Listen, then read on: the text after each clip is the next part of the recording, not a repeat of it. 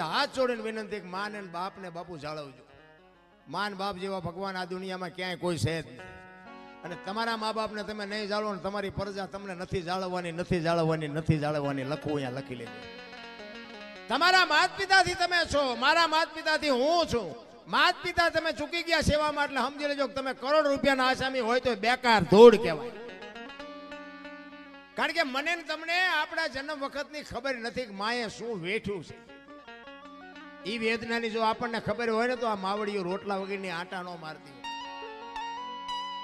લાખો રૂપિયા કરોડો રૂપિયાના દાન આપે ને ઘરે